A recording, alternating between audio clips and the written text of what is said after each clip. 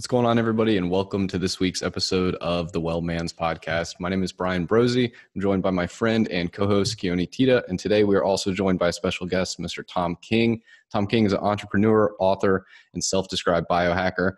Thom changed his life by adopting a ketogenic lifestyle and kicking 5 stone, and for us in America, 70 pounds. And in his book, Guy Gone Keto, he details an essential wellness program that will keep you fit and healthy for life. The classic definition of success is not what inspires and motivates Thom. His philosophy is you aren't doing well unless you're also doing good. Thom is the founder and CEO of Steviva Brands Incorporated, one of the largest importers, manufacturers, and distributors of natural sweeteners. Thom has made it his life's work to study food science and use his knowledge to help people eat healthier, avoid harmful sugars, and maintain diet and exercise habits that defeat metabolic disease. His company, based in Portland, Oregon, derives its name from stevia, the South American plant extract that has calorie-free sweetener, and does not contribute to the combination of metabolic diseases that Thom calls diabesity. Thom, welcome to the show, and thank you for joining us. Did I miss anything? Awesome. No, thanks, Brian. I totally appreciate it. I'm going to use that intro. To introduce myself to people just randomly. This is who I am. Yes. I like it. It's funny. Well, thank you for joining us. So I listened to you do an interview this morning, and from the interview that morning, I learned that you weren't always this health conscious. So how did you kind of develop and get to where you're at today in your health journey? Well, I mean, it was totally a journey. So I'm not sure which podcast you caught me on. Some of them, they'll pry some information out of me that after it's all done, I'm like, did I overshare? And yeah, so when I was in college, I had a terrible sugar habit. And I mean, I used to take cans of Pepsi and drink them down a little bit and then pour a bag of regular M&Ms in it because it wasn't sweet enough. Yum. Yeah, and that was then at the bottom. I mean, it was just that chocolate syrup mixed with Pepsi was pretty awesome. And then my breakfast used to be a zinger, which was like a Twinkie that was covered in raspberry jam and coconut and a chocolate milk. So needless to say, I was on a pretty big roller coaster all day, and you wouldn't want to be around me in the afternoon. So that's kind of how I made my way through school, on a persistent sugar high, and and cigarettes, a couple packs of cigarettes a day. Yeah. So everybody's going to be that's that guy who smoked. That's that guy who used like crap, and now he's telling everybody how to eat. So I guess I share that because it's like no matter where you are, like if you're eating Twinkies and chocolate milk and pouring M&Ms and Pepsi, I mean, wherever you are, if you think that you cannot break those habits, I'm hoping that people can see that you can do it. If I can do it, and I had some pretty crazy bad habits, anybody can. It just takes discipline, focus, and surrounding yourself by people that are going to elevate you. Yeah, absolutely. So at what point did the ketogenic diet kind of make its way there? I'm sure you didn't start there. You didn't go from soda M&M to keto. No, not even close. So I sort of, when Atkins came out, it's to be sort of an easy way for me to drop a quick 20 pounds. So I would eat, get fat, and I'd get to the point where I just absolutely disgusted myself. And then I would do Atkins and go into like a high protein, low carb diet that would put me what I would call in sort of pseudo keto. Because I think that the Atkins diet is pseudo keto. It really back then was more focused on protein. And I don't think protein is really an effective way to get yourself into keto. But right. I used to use it as a diet. And so I'd get fat, I'd do keto, I'd drop 20 pounds. I'd be like, okay, I'm good now. Problem is that I would regain that 20 pounds back, probably within a few months, and then 5 extra. So it became the situation of this yo-yo weight. And I think I just sort of capitulated to it. And it was about 4 years ago that I was in Las Vegas for a trade show and had a client take me out to dinner, which meant that I could have anything I wanted on the menu, which I actually took advantage of and had a big steak and a baked potato and downed a bottle of wine and had cake, and then went back to my room at the beautiful Luxor Hotel, with the smell of regret and broken dreams wafting in the air. And I happened to look at myself in the mirror, and I'm carrying around about 40 pounds of extra weight and man boobs and all of the disgusting things that come along with that, like self-loathing. And I hit a threshold. I hit a threshold where the pain of me looking in the mirror and seeing what I had become had exceeded the amount of pleasure that I was getting from eating the cake and the wine and pizza and all of that. And so at that point, I just told myself never, ever again. So, in the book that I wrote, Guy Gone Keto, that's one thing that I really focus on. It's like, don't run away from pain, run into pain, because I think pain facilitates growth. And when your bad habit, becomes so painful that the reward that you were getting ceases to exist, those bad habits can go away pretty quickly. Mm-hmm. Yeah. It's that's fascinating. It sounds very stoic of you. Sounds like you've read a lot about stoic philosophy, which every single day. So the daily stoic is a daily read. So first thing I get up in the morning, I get some coffee. I crack open the Daily Stoic, which the one I've had for 4 years, and the book is just a wreck. It's full of highlights and notes and tattered pages. And then after I take in, like the passage for the day, then I journal. So I'll journal an 8.5 by 11 sheet, about how I feel. Did I practice any type of restraint that day? And that doesn't just mean restraint of eating habits, but it's also restraint of talking about myself too much or not being generous with my listening. So I really, how did I exercise restraint, and then how can I do better? And then it just, it flows on the page. But I also use it for data collection. So I still check my weight. I still am very mindful of what I ate the night before, and what I'll eat, during the day. And I bring that mindfulness into everything that I eat. Like, I'm just not mindlessly munching. It becomes more of like, okay, so this is sustenance for my body, and I just, I come at it from a place of gratitude. Right. So with the keto diet, so when you talked about yo-yoing on the keto diet, were you on it for a little while and then you came off of it, or? Oh yeah. Yeah. Okay. So that's why you were yo-yoing, right? And so my question, which is always interesting to me, is what was going on to make it not sustainable for you?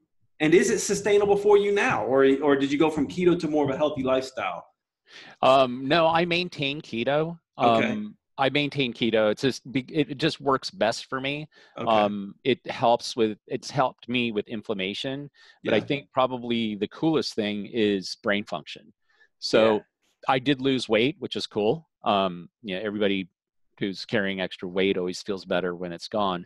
But the brain function thing for me was really what I noticed. It was like somebody just flipped on the lights. Like, once your body goes from burning carbs as its primary source of energy into burning ketones, or fat, I guess you could say. It's a smoother, longer, more sort of satiating burn. You don't get those ups and downs. You don't get the brain fog. So I think that was the biggest benefit that I saw from adopting a ketogenic lifestyle, because before I used it as a diet, and diets are temporary. Like, you can't, I don't believe in diets at all. It's like, you make a lifestyle shift and you stay with it and you stick with that lifestyle, whether it's Whole30, whether it's paleo, whatever it is, that you stick with that particular lifestyle that's healthiest for you. For me and a lot of other people that I'm acquainted with, keto seems to be, a path that works for them. And most of them, I don't think, do it as a means to lose weight, but more brain function and energy. So it allows you to maintain focus, it allows you to do your work. But it's also interesting. There's so many other benefits to keto. I mean, we see anti-cancer benefits. We Yep. see neurological benefits. Yep. We see anti-aging benefits with it. Mm-hmm. But I guess, by you maintaining keto, are you do you know when you're in or at a nutritional ketosis just based on, or are you testing for this? I test. All right. So okay. yeah. So I test, but I mean, I can tell. Okay. I can tell pretty easily if I'm in keto. Like the main thing is going to be brain function. Like if I start feeling like I'm having a little bit of brain fog, that's one thing. That's like, okay, so I'm not in keto right now, or getting, on the borderline. Another thing is, this is going to sound odd, but I can taste it. So like I'll get a particular taste in my mouth. It's like, I guess you could say it's sort of sweet, kind of like almost like alcohol in a way. Yep. So I can kind of taste that, and it's like, okay, so I know that I'm probably above, like a 1.5 millimole. Right. But I was just at the Metabolic Health Summit, and I don't know if you guys followed that at all. It's an event that Dom D'Agostino puts on, but it was amazing because there I got this thing called Keto Mojo.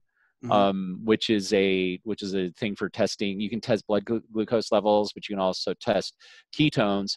And then you can import it into your phone, and you can actually track, your ketones over a period of time. Yeah, it's pretty. And it's way, because I used to use I can't remember the name of it. I think it was whatever the primary one that does both testing, like something plus. But there's a Precision Plus one. Precision Plus. Yeah. But those strips were like $1.50 or $2. Expensive. Yeah. So if you're testing 2-3 times a day, you've got like a habit going on. And with the Keto Mojo that I picked up, I think that their strips are under 50 cents.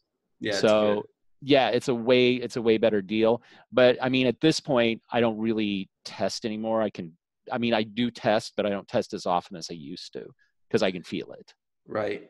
So it's been really easy since on keto. It's been really easy for you to maintain your weight then, right? The weight has been really easy to maintain. Okay. I have been tempted. So that temptation never goes away. Like I control it, and it's a matter of discipline. But my crack cocaine is French fries, like truffle fries. It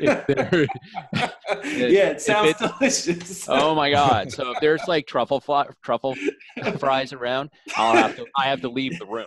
Like I can't be around them, because I'll be like, you know what? Well, one's not going to hurt me, but then Yeah, I know how it goes. I think we all can relate to that, right? I mean, and that would be that's something I want to talk to you about. Like, so it really is discipline for you with like cravings and stuff, right? I mean, is it just raw willpower? Are you talking about? Or does it get easier? It gets way easier, because in the beginning, so when I first began this, I was that person who said, I'm going to have a cheat day. So every Sunday is going to be my cheat day. And so Sundays I would go get a hamburger and onion rings and chase it down with a few beers, and then get ice cream afterwards. And I'm like, yeah, this is great. And then an hour later, I'm out cold. Like, and then the next day I get up and it's like, oh my God, my clothes don't even fit.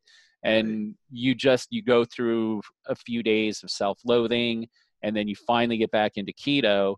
So you're really going to be, after you have to get yourself back in, and then you're looking at probably a 2 or 3 day period. And then you've got another 3 days of being in keto. Then you're back into, your cheat day. And so I found the pain of going back into keto and going into reverse like that. The pain of that exceeded the pleasure of scarfing down that burger, fries, and beer and ice cream.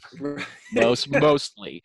I mean, thinking about it now, it's like, yeah, that burger was pretty good. I could probably make it keto.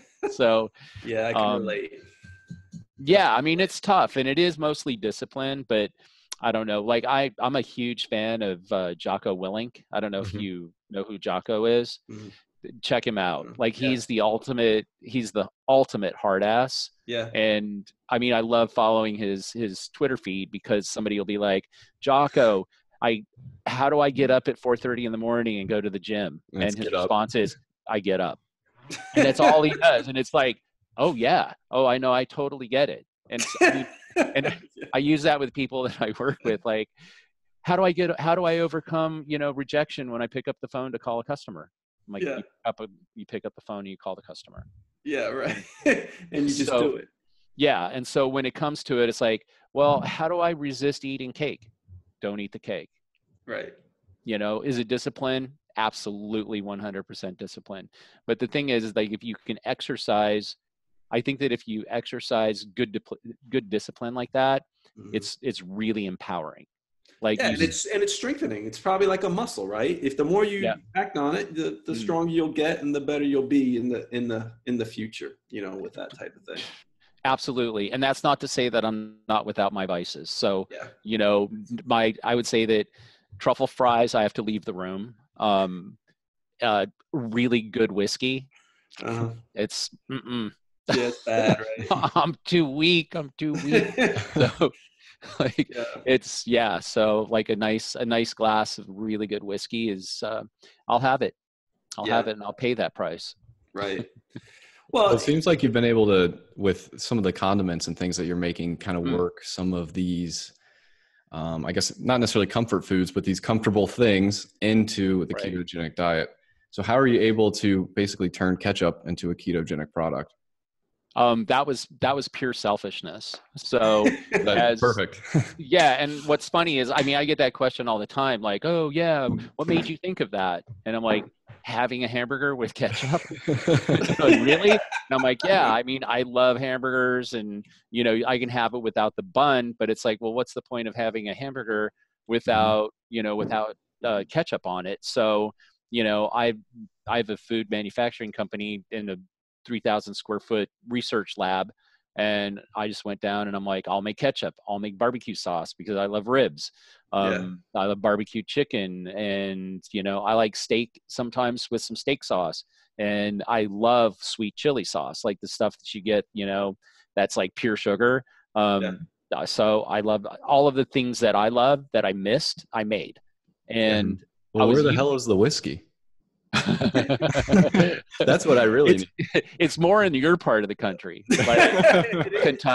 like Kentucky, most all of the bourbon. Well, I mean, I guess bourbon has to be made in Kentucky, but I've got I wouldn't say it's a bad habit, because I only will have it a couple days out of the week. But if I could make keto friendly bourbon, I'd be all over that. I did make keto friendly margaritas, mojitos, and Moscow Mule for the keto the Metabolic Health Summit, and those were a pretty big hit. So you could have those either keto, or you could have them not keto. So they would just throw a shot in.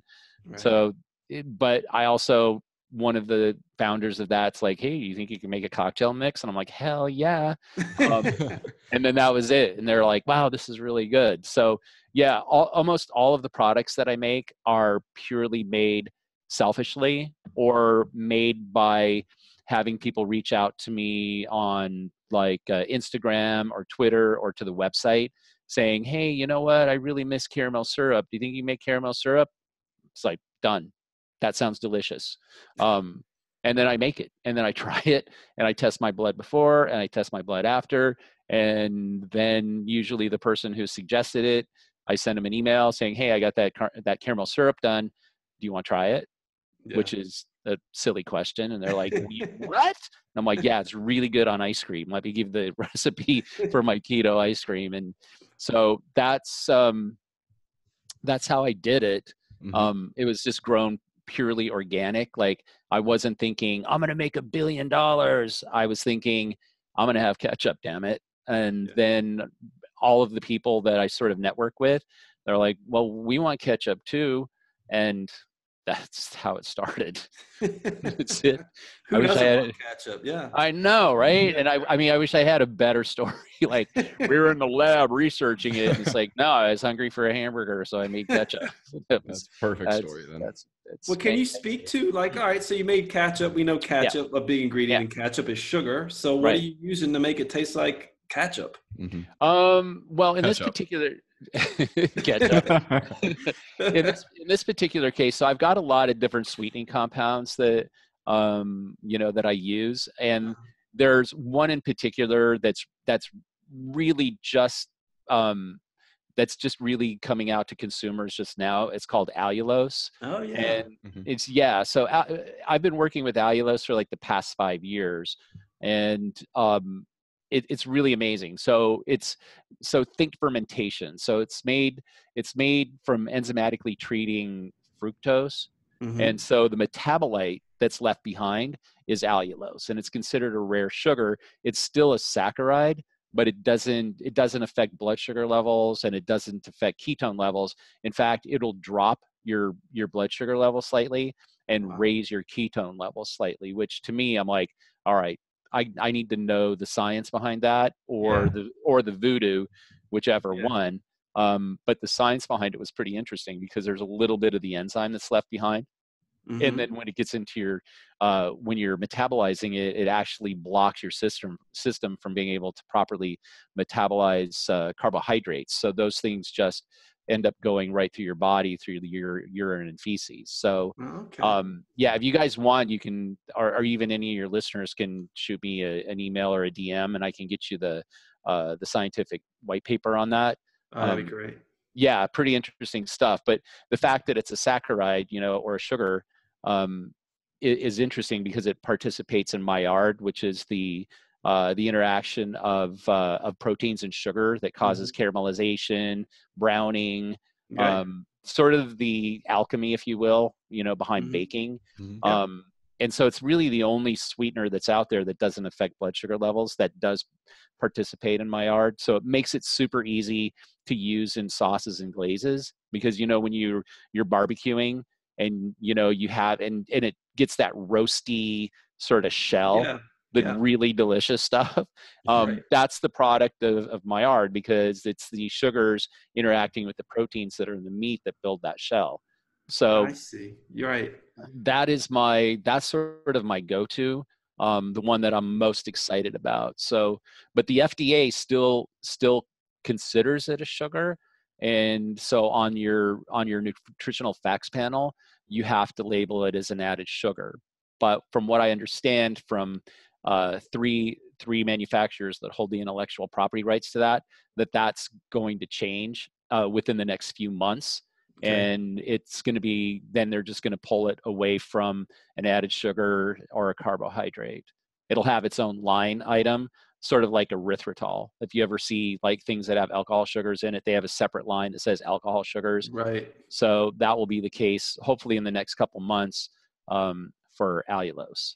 Okay. So for allulose, you use that one because it sounds like it's easier to, it's better as a sugar substitute, and it's better to cook with or exposed to heat, and you kind of get the same mouthfeel, taste, sweetness as sugar, as opposed to you wouldn't, I guess there's different reasons for different sugars, right? Like for erythritol, xylitol, stevia, like are those used for different reasons? You have a lot of experience. You use them for different foods?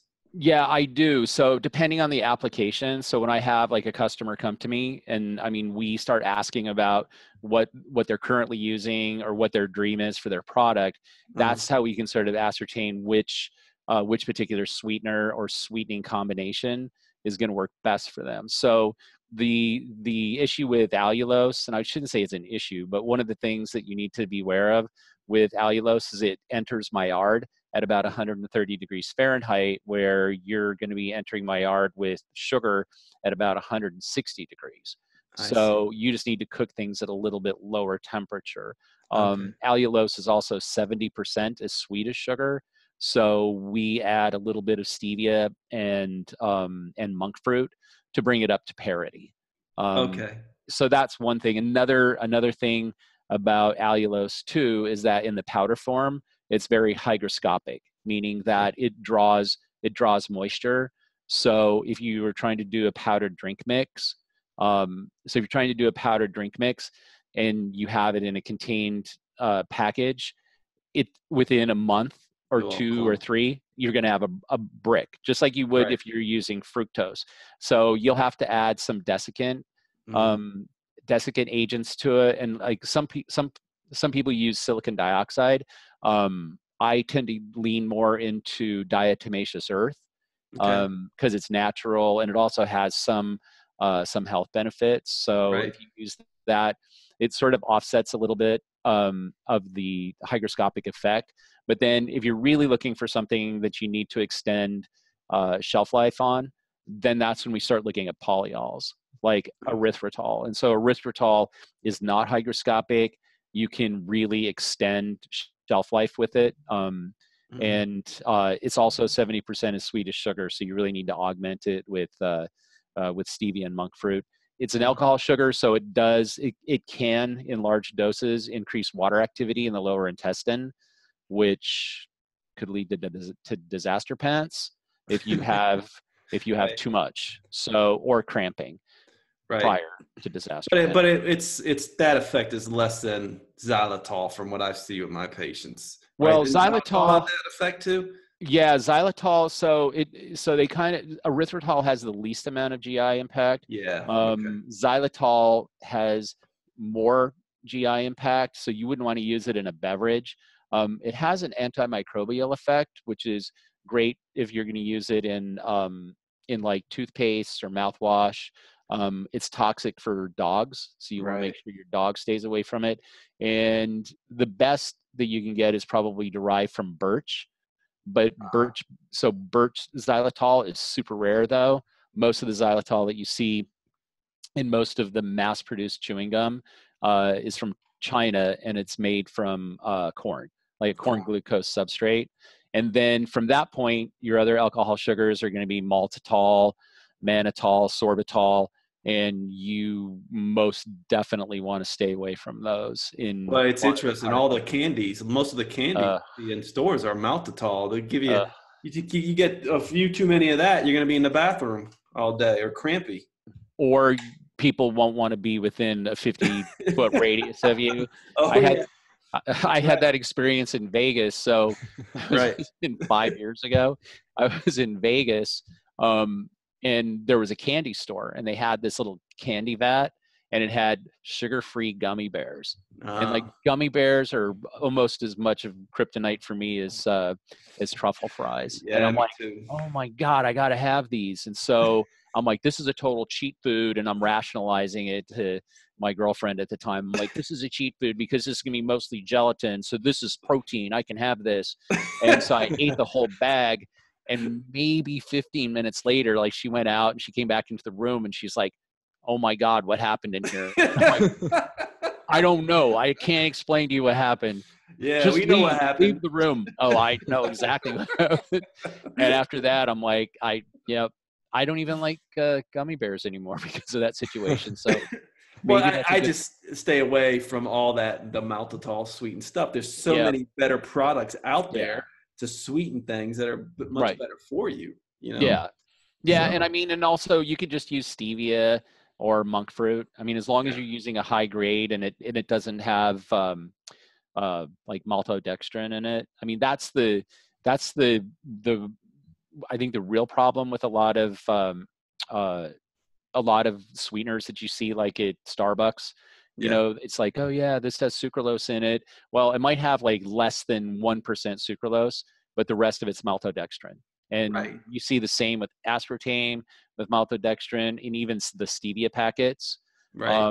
And a lot of people are like, well, maltodextrin, I don't know what it is, but it sounds like it's okay for you. Maltodextrin actually is higher by over 2 times on the glycemic index as sugar. Wow. So, which, that freaks a lot of people out because I was like looking at the glycemic index because I had customers like, yeah, we have maltodextrin. I'm like, yeah, I think that's going to make your product not keto. Then when I started researching it, I was like, wow, Jesus, on the glycemic index, it was like 1 40 or something. And I was like, what the hell? That's higher than sugar. And so, yeah, Google it. That's crazy. It's very That's crazy. crazy, Yeah, right? that I is mean, Oh, that's right. nuts because they're basically marketing these things as health Right. products, Yep. low calorie stuff, and they actually can make you worse. I think it can make you worse. But another thing that I did, so I do a lot of hacking and data collection. So I, not computer hacking, uh, hacking of this body here. Yes. And so like I did an experiment with, cause I had a couple people send me direct messaging that's are like, hey, I had a Diet Coke and it raised my blood sugar levels. And I'm like, that's interesting. I wonder why that happened. And then I got into an argument with an MD who, insists that anything sweet will raise your blood sugar levels. And so I'm like, okay, well, let's see how this works. And so I consumed soft drink with sucralose in it, did blood sugar before, blood sugar after, and sucralose did raise my blood sugar slightly. So I've had sucralose, which is in Splenda, aspartame, which is NutraSweet. What else did I have? Oh, and I had stevia and I had monk fruit. And the stevia and the monk fruit did not raise my blood sugar levels at all, but the aspartame and the sucralose did raise my blood sugar levels. And this is when my I would say it was a heated discussion. Some people would Yeah. have called it an argument. Other people would have said it was a fight.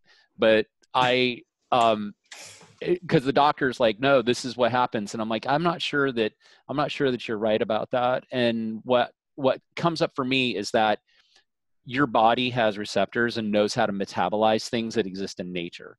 So the sweet constituents that are in monk fruit and stevia are called glycosides.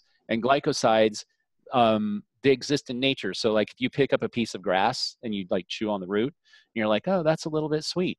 Those are glycosides. Mm-hmm. So your body perceives it as sweet, but it's not going to spike your blood sugar levels. So when your body tastes something that it recognizes and it's like, I know what this is, we know how to metabolize it, we know how to handle it, then it's not going to affect your blood sugar levels. It's not going to create an insulin response. But if you have something that doesn't exist in nature, like sucralose, which is a chlorinated sugar molecule, or aspartame, which is a chemically treated phenylalanine, which with people that suffer from phenylketonuria can put them into a coma. So these don't exist in nature. And so when you put them in your body's like, wow, this is sweet. What is this? I don't know what it is. So we're going to pretend it's sugar. And so it will give your insulin a little bump, not a huge bump, but a little bump. And your body will function just like it was sugar. The only, I guess, upside of it is calorie abatement, and that's it. Well, if you're elevating your insulin, so you can't burn fat, or it just locks away fat. So if your insulin levels are up, that's part of the reason, the main reason the keto diet works. You're lowering, you're becoming more insulin sensitive. So if you're constantly putting this sweet in, whether it's bringing up sugar or not, then the next question is, well, is it bringing up insulin then? Right. Yeah. And it definitely does. And I mean, and I encourage people to do the test at home. Yeah. Because anything that I say, like, I'm not a doctor, all of the things that I come up with are pretty much anecdotal. Like I do them in a lab here, and I test my blood with kits that are readily available to consumers. So I encourage people to do it yourself. Drink a couple Diet Pepsis and see what happens. But yeah, I mean, anytime you are promoting insulin resistance in your body, you're taking major steps backwards.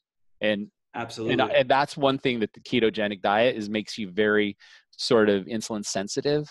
And really breaks that pattern. Another thing that it does too, which was sort of cool, I guess, is that my appetite for sweets really went down.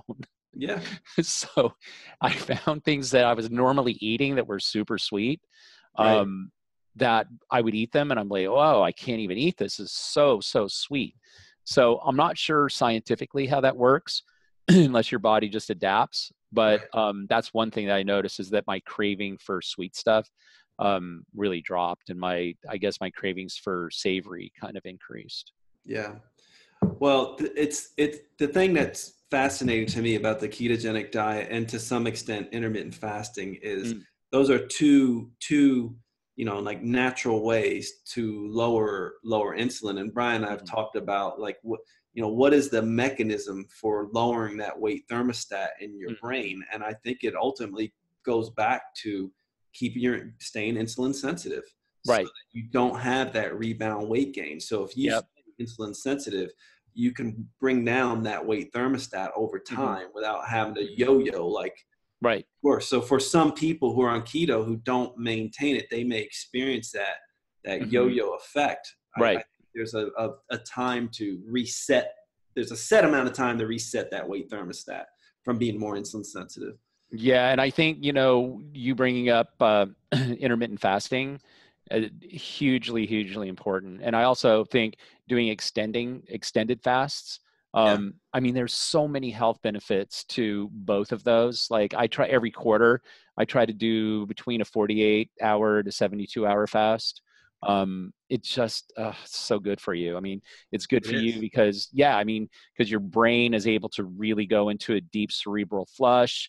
Your cells start going into autophagy, the sort of the dead cells or cells that are no longer efficient. Right. So it's your best detox, really. It's a reset, right? It's like a reset on your computer for your body.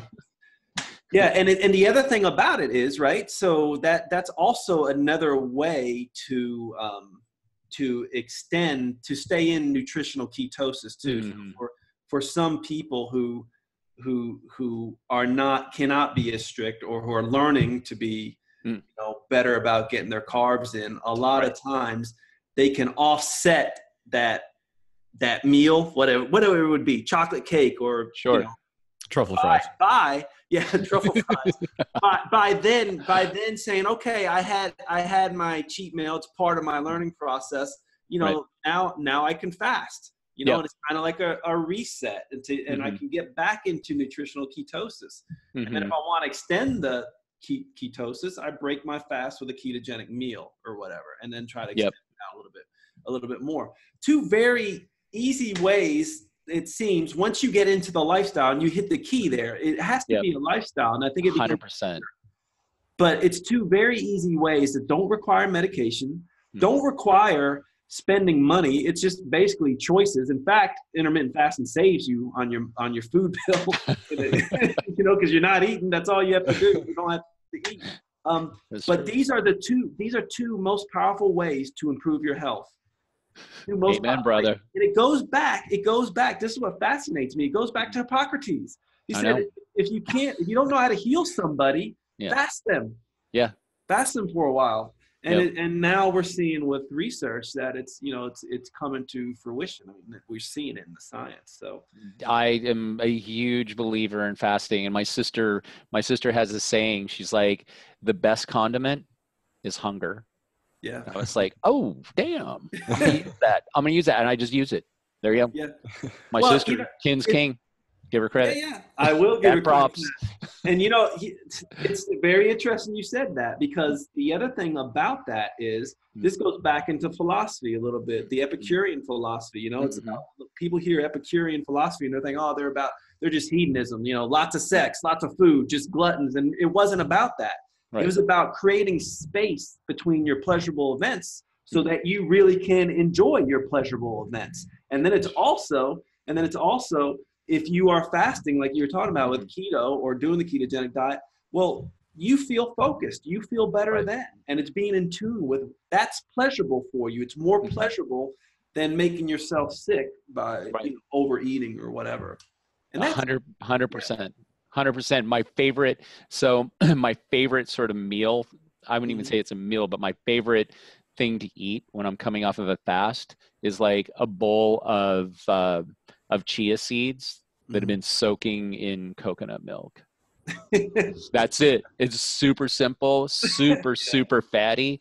And it's like, that is like a big bowl of heaven. Because you're coming off that fast. You're like, oh my God, I'll take this over a ribeye any day. Well, yeah, and you enjoy the meal, right? I That was mean, you amazing. truly Yeah. enjoy the meal, and it's Yeah. always fascinating to me. I think the other thing about intermittent fasting, and it goes back to kind of what we were talking about before we started the podcast, is we were talking about like opioid pain medications, Mm. right? Well, Mm. this is really interesting in my clinical practice. If I can get people to intermittent fast, Mm-hmm. guess what? It seems to help them get rid of some of their other addictions because it's Really? it's almost like this thing where they're never used to fast. They're not used to it. And it's kind of like, I don't think I could do that. I don't think I could go 18 hours with food. And then they get into their head. They're like, yeah, I do. I can be strong enough to Oh do yeah. that. You know, Yeah. so it's almost like I Like a don't know. willpower boost. Yeah, it is almost like a willpower boost. So I have most of my patients. I'm like, you have to start incorporating at least intermittent fasting in Nice. your lifestyle, but Yeah. also for weight loss. I'm with you. I mean, I think the way to go is to use the ketogenic diet Mm. and intermittent fasting, and they're both for health. You know, they both improve health. Not only they'll help you maintain your weight. Yeah, definitely. And I would say that, I mean, with the intermittent fasting and doing extended fast, that will definitely accelerate your weight loss. But the clarity that you feel after and the way Yeah. your body feels after, it's like, wow. I mean, it does feel like a temple afterwards. Yeah, that's really cool. And then I guess with the sweeteners, right? The Mm. sweeteners are Mhm. kind of, you're having a craving sweet. Do you go to some of these sweeteners to satisfy a sweet tooth, or do you feel like you ever need to, like the stevia or the Um, erythritol? yeah, sometimes, I mean, so I have the one sweetener, it's called Keto Sweet Plus, and Yeah. it's the allulose stevia erythritol blend, sorry, the allulose stevia monk fruit blend. I would say that is my go-to. We didn't get you like a big box of that? No. Really? Okay, so I would let me love a big box of yeah, because we usually send it out prior to the interviews, and Okay. I'm totally unsure why it didn't go out to you guys. But I'll get you like a copy of my book, all the That'd condiments, be all of our great. sweeteners, and you guys can certainly play around with them. But I do, yeah, I mean, I do get cravings for sweets. So like in the morning, I might have a little bit of the Keto Sweet Plus in my coffee. We're working on a waffle recipe, like finalizing a waffle recipe, keto waffle recipe, which All is right. just sick. It's like, yeah. So I'm hoping that that's going to be done here in the next hour or so. Who doesn't love And waffles? That's great. Yeah. well, and so we have like a maple syrup substitute that we've made with allulose, and then I'll just slather the hell out of it with butter, and I'll have myself a waffle, and it's like a keto waffle. And the last time and I mean, it's loaded with with psyllium, Mhm. so it's just like it's all that fiber and the fat and everything else. And after you have that, it's like you feel supercharged. So That's That sounds great. great. that's the benefit of having the lab here. It's like, oh, am I hungry? Well, I'll just go make something. That's cool. That's very, very cool. Yeah, so I'll get you guys the hookup on the on all of the products. And I apologize you didn't get them beforehand. Usually they go right out. And I think we have all your information where people, our Okay, listeners, can find great. these products, right? Is Oh that Yes. yeah. right, Brian? Yeah. Okay. Yep. I'll be posting the show notes for sure. Yeah, I mean, if they just go to Guy Gone Keto, or they can even like look me up on any of the socials under Guy Gone Keto and direct message me. Like I pick all that stuff up. I'm super active on Instagram. Yeah, and I mean, if they just want to know what I'm up to, or even if they've got questions on keto, like probably the biggest question or biggest comment I get is, I've hit a plateau. What do I do when I hit a plateau? Because that really happens quite a bit. Yeah. And I've had a couple people that I know that are in the keto industry, and one in particular is like, oh yeah, I hit a plateau and I'm like 380 pounds, and that's homeostasis for me. And I'm like, Right. no, it's not. That's Yeah. not Yeah. homeostasis. It's like if you hit a plateau, um, there's a few different things that could be going on. Like if you indeed have homeostasis and you're supposed to be a person of size like that, I haven't run into that. Like, I don't know if that's really a thing. I mean, Right. you're a doctor, so you could tell me, is homeostasis of 400 pounds a thing? It doesn't seem like it. So I usually ask him, it's like, okay, are you hydrating? Are you getting enough electrolytes? Are you taking enough magnesium? I mean, there's a lot of things that I ask, but mostly what it comes down to is like, are you fasting? And they're like, oh yeah, I did, 24-hour fast. And I'm like, okay. And how did you break that fast? And it's like, well, I did Carl's Jr. and had like 6 singles, but I took the buns off, and then I had 6 meat patties stacked up. And I'm like, okay, so just because you're keto doesn't mean that you can constantly live life through portion distortion. Right. So it's like, if it fits in the palm of your hand, that's a portion. Right. Okay. Not 2 hands together. Right. And if you can balance it, that just because you're keto doesn't mean that you can just eat the whole hog. You're going to have to still practice portion control like you would with anything else. So this isn't a pathway to gluttony. It's just a way of eating that's healthier for you. So control your portions and you won't be fat. Right. Well, you're hitting on a point there, right? Because here, the ketogenic diet is a high-fat diet and a very low-carb diet. I mean, you can certainly go overboard with the fat, right? So if you're, I don't know, ending a fast and think, well, I'll just eat tons of keto and it's all fat and stuff. Those calories can add up. So I see a lot of that. I see, there is portion control issues there, which leads back to calories. But like what you said, as soon as they go off the wagon with one piece of cake here or one thing sweet here, they're back on this roller coaster ride.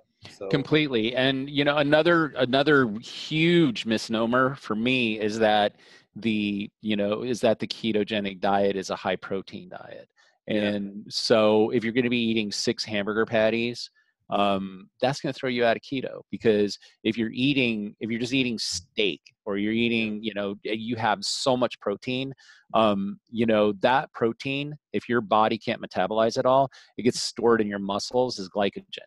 Yeah, that's basically glucose.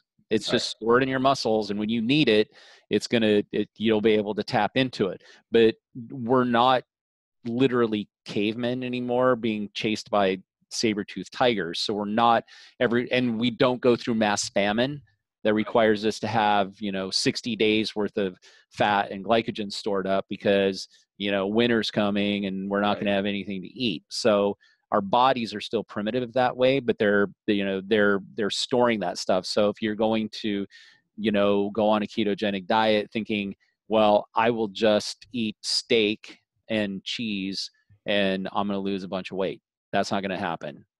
You're not going to be getting enough fat. You're going to need to add like avocados and MCT oil and coconut oil and nuts, and you're going to use portion control in doing that.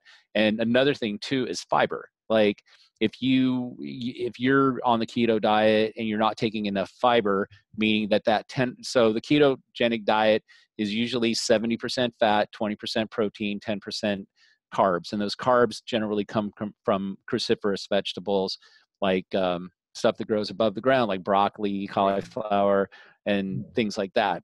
But if you're not getting enough fiber, that's a huge problem, because your microbiome, which is in my opinion, one of your most important organs in your body, it's 3.5 pounds of 3 trillion bacteria that form this village that really defines who you are. That's what they eat, is fiber. And if you're not feeding them fiber and they don't have enough fiber, then they start dining on what's called your mucosa, the lining of your intestine, because that's what they're going to eat. When that's gone, then there's no barrier that protects those nutrients from going right into your bloodstream and causing tons of inflammation.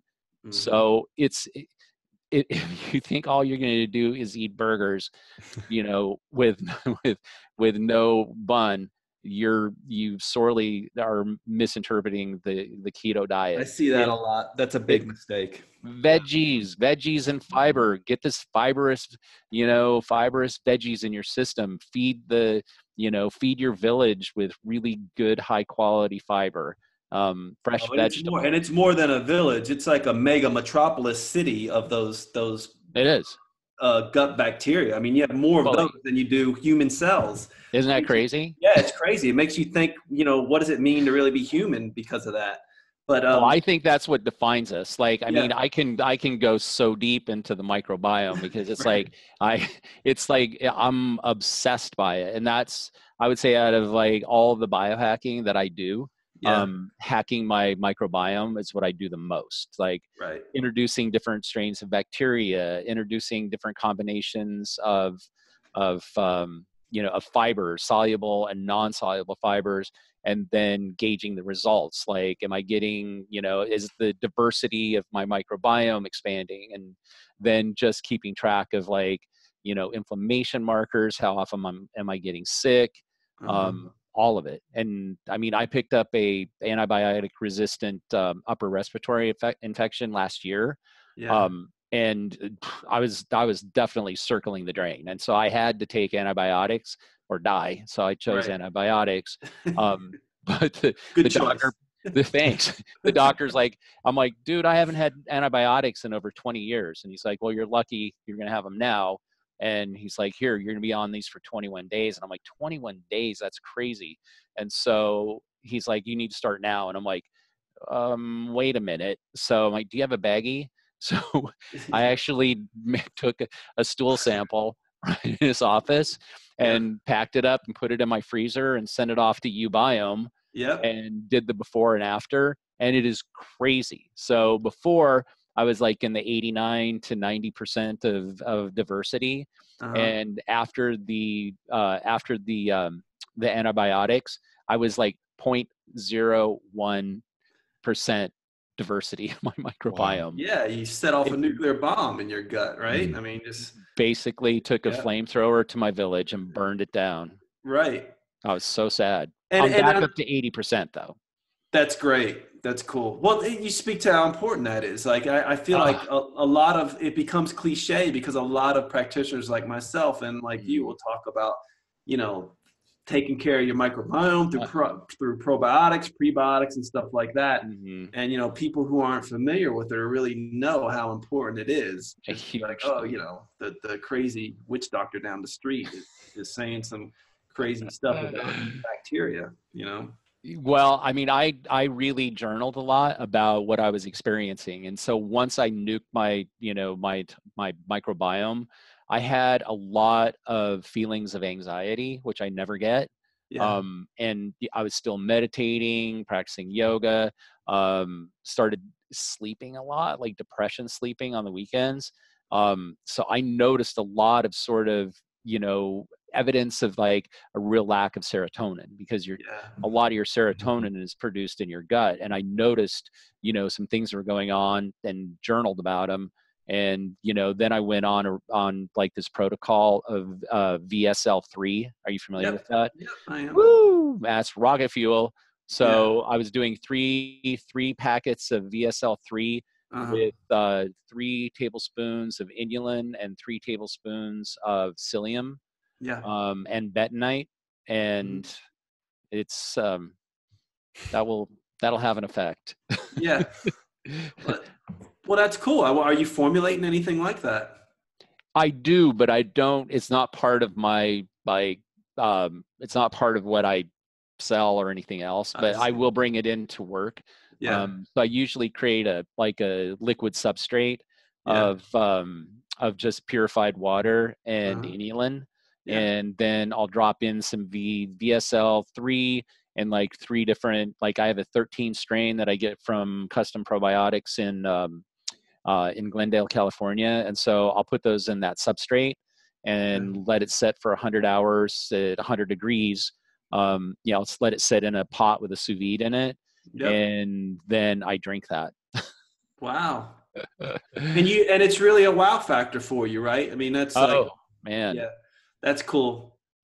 Yeah. That's cool. Because with a lot of probiotics and a lot of things like that, you take them, and I could see with testing that I see benefit with them, like Right. with stool analysis. But a lot of times when I talk to the patient, they're not really noticing anything. It's like it's kind of like to them, they don't notice anything, even though objectively I could see that, you're getting. I think it takes time. So I Yeah. think it takes time to grow that. But I mean, the reason I take 3 packets of the VSL3, each one of those has 550 billion CFU. So I'm basically taking a trillion, what is that, like 1.5 trillion CFU, because 95 or better percent can't make it past your stomach, because by the time it's exiting your stomach, it's in an environment that's a 1 to 2 pH and nothing can live. So, I mean, so I can geek out on this stuff forever. Like I read science journals, for entertainment, and then I go to science lectures when I can get in. They don't usually let civilians into those, but I got into one last week that was amazing. It was about fecal transplants, like the efficacy of fecal transplants for C. diff. And the entire time I'm just like riveted. I'm like, oh man, this is some really cool stuff. And so she's like, so what do you think the most effective way of doing a fecal transplant, orally or rectally? And I was like, well, rectally. She's like, they're equal. Wow. And so you ready for the blow your mind moment?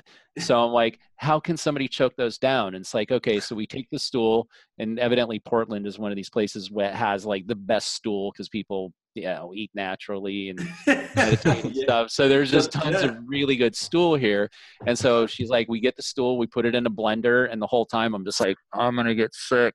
And then they put it into a centrifuge and spin it down. And then so all the bacteria is at the bottom. And then they'll pull that and they'll put them into capsules and they'll freeze them. Okay. And they're like, yeah, it's super effective. We've, with C. diff, they said they had a 95% efficacy rate, which is insane. It is insane. Like nothing, there's no medicine out there that's that effective. It's just, there's not. But like the big pharma won't touch it because you can't attach any intellectual property to it. It's in nature. So, but here's the one that'll blow your mind. So she's like, so we sterilized it. So we sterilized it before giving it to a patient, and it still had the same effect. Wow. Right? That was my reaction. I'm like, wait a minute. How does that work? Well, and so that's what I asked her too. Yeah. Okay. Because I'm like, wait, what is this, like magic or something? Is it like, with homeopathy that the what is it, the sort of the molecular or energy of it is still there? I can't remember what they call that. Right. Yeah. And she's like, we don't think that that's it.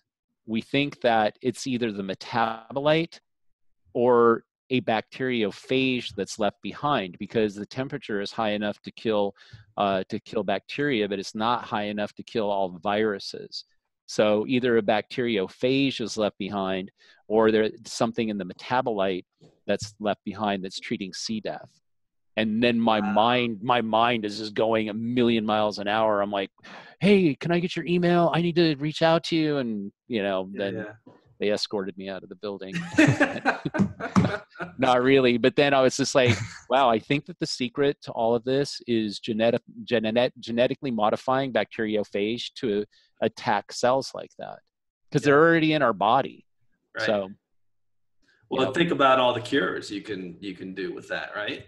There's a possibility that you could actually cure cancer, because if you genetically modify a bacteriophage to attack cancer cells, and then that bacteriophage latches on to that particular cancer cell, injects the enzyme into it that puts the cell into autophagy.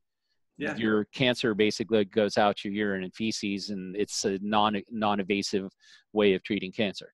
Like I said, I'm not a doctor. These are just my opinions, but that's what came up for me. And I wanted to tackle her and be like, do you think that that's right? But she got away from me. Yeah. Okay. Good for her. Wow, Thom, this has been incredible, man. I know Brian wants to get you back on too. I'd love to talk to you anytime. The probiotic stuff. Oh. But before we end, I just wanted to. So I was looking at your book list, and you listed one of my, well, a lot of some of my favorite books. Nice. But I'll tell you, man, I read we did a podcast on it, but I read one of the books you read was 'Sapiens. Have you read? Oh. Have you read Harari? Have you read his other books like the Homo Deus and 21 Questions for the 21st Century?